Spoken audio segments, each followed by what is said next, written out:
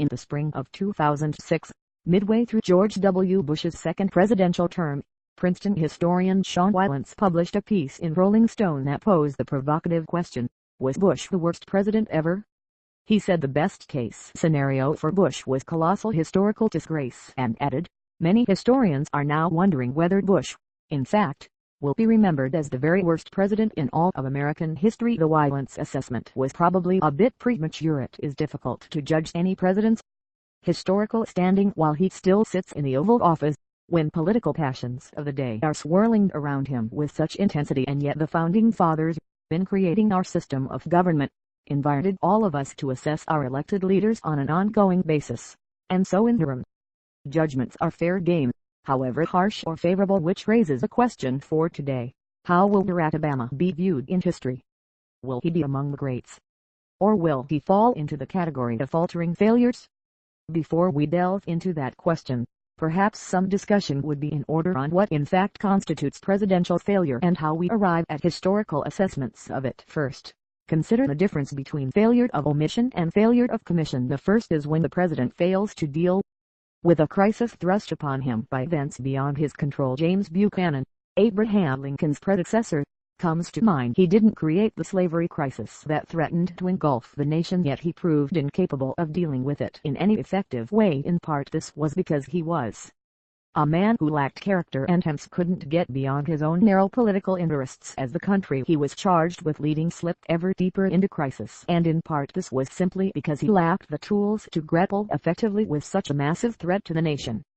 Editor's note: this first appeared several years ago and is being reposted due to reader interest, but whatever the underlying contributors to his failure, there is no denying that his was a failed presidency. It was a failure of omission. The failure of commission is when the president actually generates the crisis through his own wrong-headed actions that could describe Woodrow Wilson in his second term.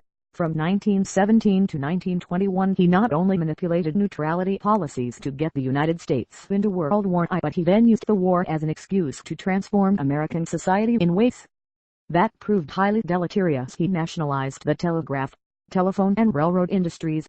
Along with the distribution of coal, the government undertook the direct construction of merchant ships and bought and sold farm goods. A military draft was instituted. Individual and corporate income tax rates surged. Dissent was suppressed by the notorious Attorney General Mitchell Palmer, who vigorously prosecuted opposition voices under severe new laws. One result from many of these policies was that the economy flipped out of control. Inflation surged into double-digit territory. Gross domestic product plummeted nearly 65% in 2 years. Racial and labor riots spread across the land. The American people responded with a harsh electoral judgment, rejecting Wilson's Democratic Party at the next election and giving Warren G. Harding, hardly a distinguished personage, fully 603% of the popular vote. In addition, Republicans picked up 63 House seats and 11 in the Senate. The country has seen few political repudiations of such magnitude. That's failure of commission. Although historians have given Wilson a far higher ranking in academic polls than he would seem to deserve, it's difficult to argue with the collective electorate when it delivers such a harsh judgment. If we assume that